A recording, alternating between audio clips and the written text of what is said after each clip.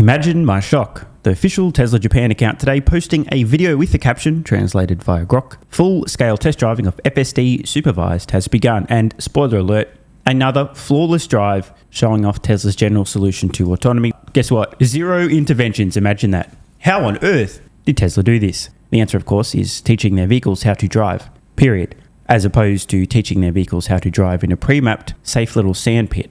At this point in time, I'm losing track of the number of cities, countries, and continents we've seen FSD supervised testing in. In the span of a few months, we've seen videos. Paris, including the worst fucking roundabout everywhere outside of, let's say, the third world. Amsterdam, Sydney, Australia, from the central business district across the Harbour Bridge to North Sydney. I could keep rattling off different locations. The point is that we are now no longer in the me saying this is going to happen bitches part of the theoretical hypothesis around FSD and Tesla's general solution to autonomy. We are now seeing this play out. These videos can't be faked. You can't fake a vehicle having a perfect intervention-free drive. Japan, in Amsterdam, in Paris, in Sydney, Australia. You can't fake customers paying to use Tesla Robotaxis in Austin. You can't fake that happening in San Francisco and California. I've been banging the drum on this for years that Tesla developed a general solution to autonomy. It would scale rapidly and widely. But of course, the response from many of the skeptics, rather than actually thinking about it themselves, was, oh, how do you know that, bro? Now I no longer need to say this will happen because this is happening. And on that note, today, an analyst, having actually taken a trip or two in a Tesla Robotaxi in Austin, has shared some thoughts. By the way, that makes him one of the few folks covering Tesla stock that's actually experienced a Tesla Robotaxi. Now, that's not to say that you need to. Ideal situation, of course, you take some trips. But bro, watch enough videos, hear the consensus feedback. Literally everyone who takes one of these rides is very good, very capable, feels very human-like. It's very smooth versus a Waymo. No safety critical incidents. Watch a bunch of videos of customers operating the software. You don't even need to get in the Robotaxi. Just watch the end-to-end drives with 0 interventions throughout the United States. I mean, hello. But now, having actually experienced a Tesla Robotaxi trip or two in Austin and being given an opportunity to present his findings and promote the research and the new note on CNBS, let's see what the feedback looks like. And of course, the real punchline here is it's not about the trips. It's about the implications of Tesla Robotaxi at scale. Traction, perhaps. A new note from William Blair makes the case that Tesla's Robotaxi could eventually pull ahead of the competition. It's got a more luxurious service at half the cost. Joining us now to discuss his note, William Blair analyst Jed Dorsheimer. Jed, you say that you may have experienced a glimpse of the future in referencing your riding in Austin in some Robotaxis, and that the comparisons are immediate and stark. What do you mean? Well, by the way, I think Secretary Ludnick's response to you on Intel feels a lot like our note this morning. We've definitely hit a nerve here in terms of just sharing our experience. But we were down in... Whoa. Hold the fuck up. Wait, did this analyst who's just taken a trip or two in Tesla Robotaxi just say that the note that they've published after taking some trips in Tesla Robotaxis seems to have hit a nerve? Why on earth would that occur? Is it possible that reporting on reality, saying the same shit that Tesla quote-unquote fanboys and Elon D riders, aka me and many others, have been saying for years, reporting the facts is somehow controversial? Is Jed about to get kicked out of the Wall Street Club? Is he going to now be derided as a deluded Tesla fanboy for having positive things to say, pointing out obvious and inevitable facts about Tesla Robotaxi? Nah, I'm just kidding. That's obviously not what's happening here, but how interesting that he opened this segment by pointing out that their note published about their thoughts on Tesla Robotaxi, their rides, and the potential implications has hit a nerve. How curious to hear. Austin last week, trialing the Robotaxi, which is a beta version, comes public in September. And we also trialed Waymo through Uber.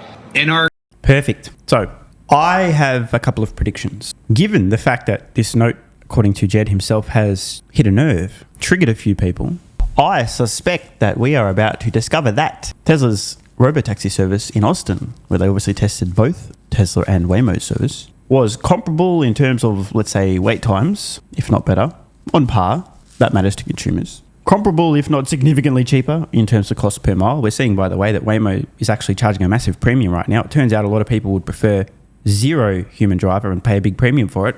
So it's a better service than a human-driven thing. So that's good. Because we know Tesla's offering at a massively discounted price versus even an Uber, let alone Waymo. We're probably also going to hear that the ride itself was smoother and or more comfortable and or in a vehicle that was not butt-ass ugly.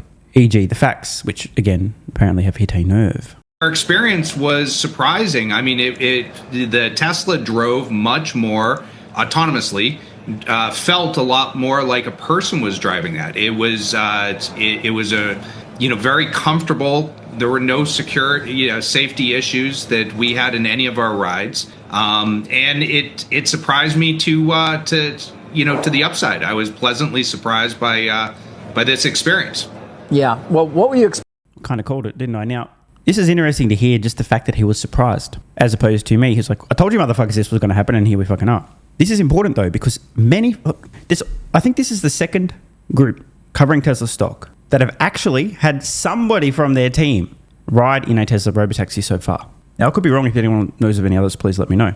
But I've still been like banging the drum, like, where the fuck are the research notes? This may be the very first of any substance following Tesla's Robotaxis and the implications. I've been banging the table now for basically since the Robotaxis first launched in Austin, right? If you're regular, you'll have heard me say, where are the fucking notes? Hello. I did an entire video recently trying to find some notes and nothing, tumbleweeds. And the fact that he's admitted he was pleasantly surprised, e.g. by its capabilities, and has apparently hit a nerve, seems to suggest that Jed's colleagues on Wall Street, analysts covering Tesla stock, are deep asleep on what's happening. AKA, this may be an opportunity before they all figure it out.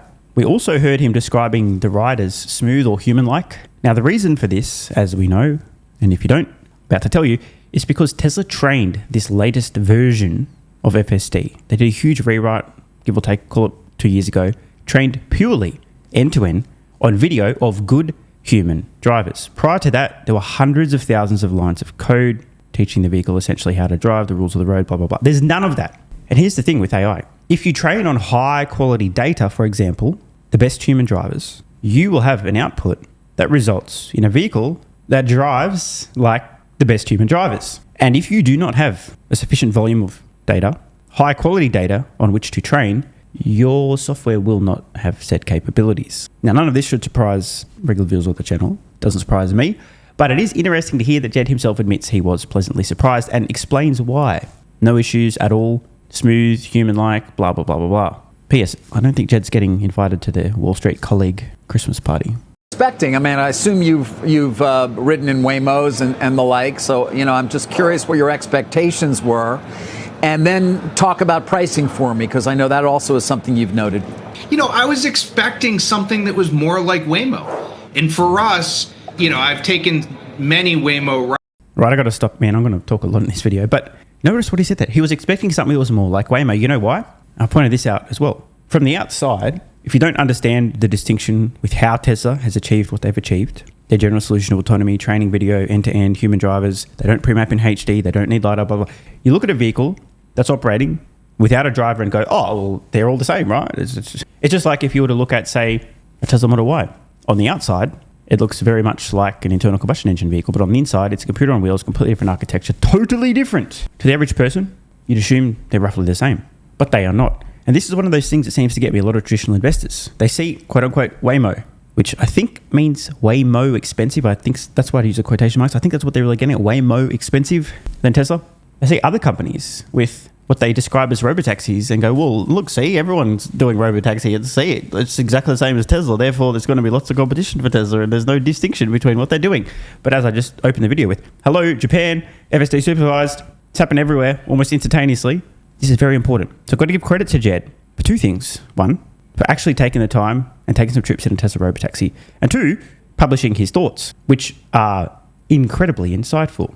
If Jed is representative of many big institutional investors, traditional investors, they have not yet discovered that Tesla has developed a general solution to autonomy, and this is a big fucking deal. Rides, it still feels somewhat robotic. When you are entering a intersection or taking a left, that you can almost, it feels as if the computer is thinking, is it sensing things out, which it is doing. Whereas the Tesla, which the stark difference is Waymo uses LiDAR and uses laser in addition to cameras and vision, where Tesla is a vision only and using its neural net much more like a person. That it just felt more normal. Now, we've always said, the risk for Tesla is, can they use their expansive network and the training that they're doing in their system to then get to a safety that is similar to that of what Waymo is doing. And if they can, then the tech stack, the cost is much lower. And so we calculate it's about 1/10 that of Waymo. And So let's just say hypothetically that was accurate.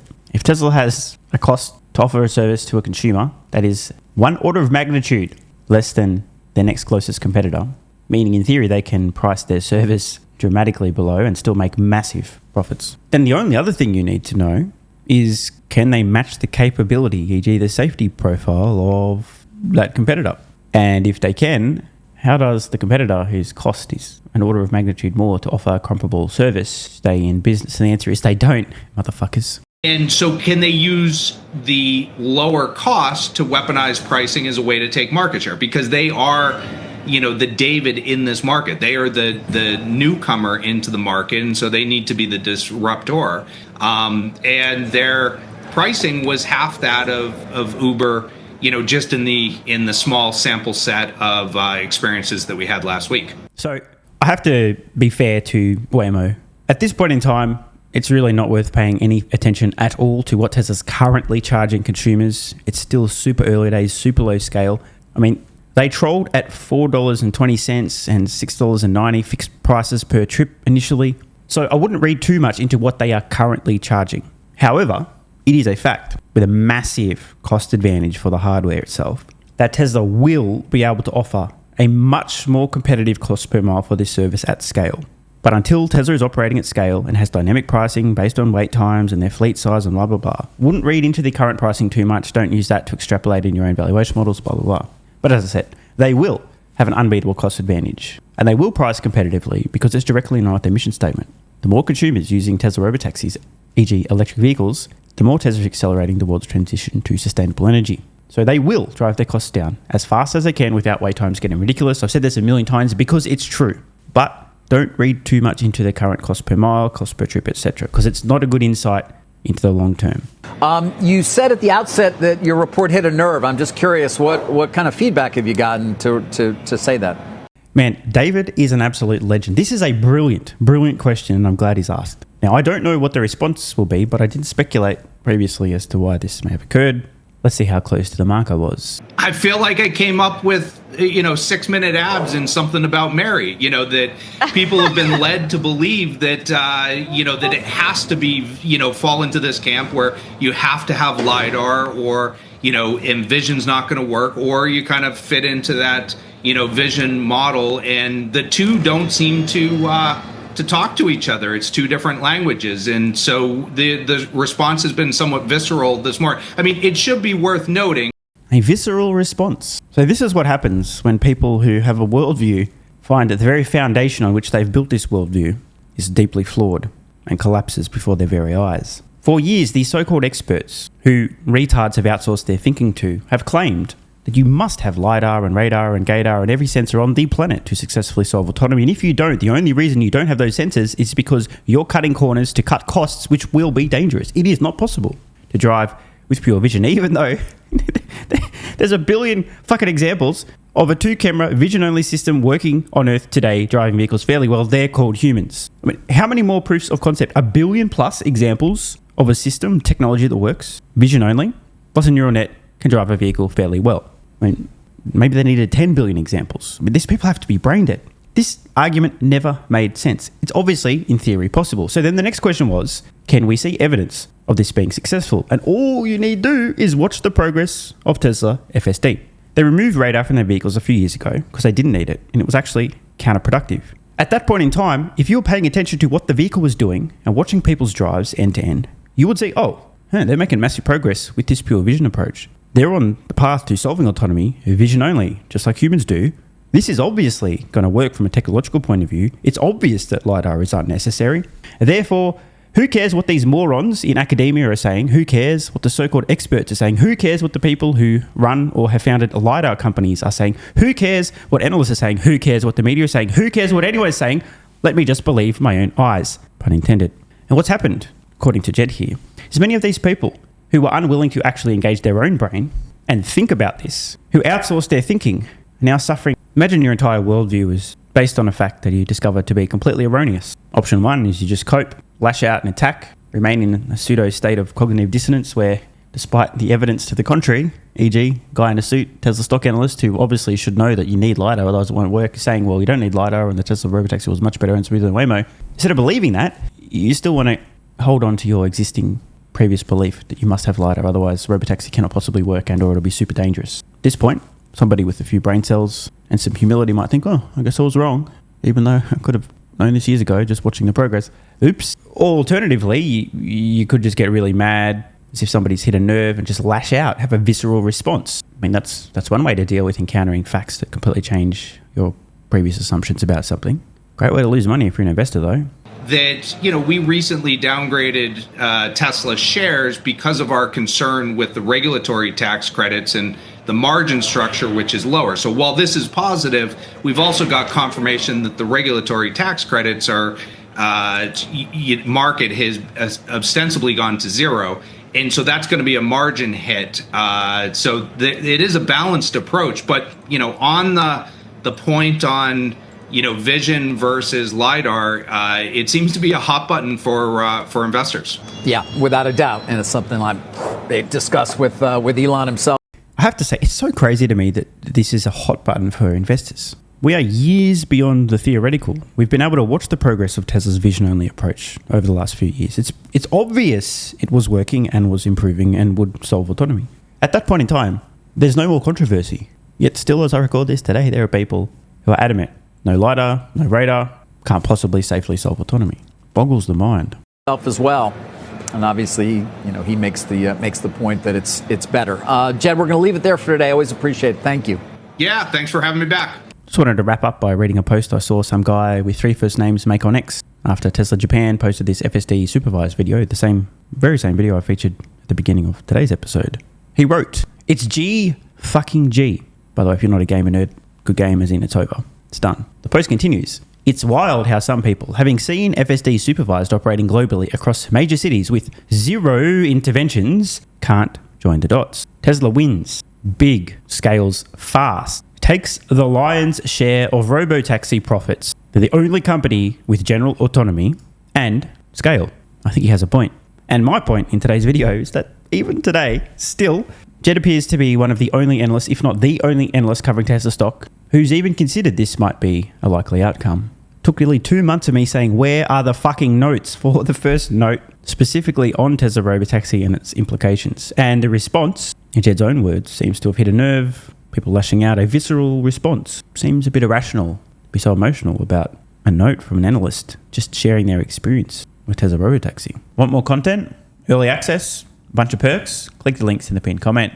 AG1 is awesome. I've been taking it daily now for more than 3 years. It's a great way to fill in nutritional gaps. It's packed full of vitamins, minerals, and whole food source nutrients, plus has prebiotics, probiotics, and adaptogens to improve gut health, regularity, and help your body handle stress. I'm always looking for an edge to help me feel and perform my best, which is why I haven't missed a day of AG1 for more than 3 years. Just try it and see how you feel. Click the link in the pinned comment or head to drinkag1.com/SMR and get yourself a free 1-year supply of vitamin D3 plus K2 and 5 travel packs.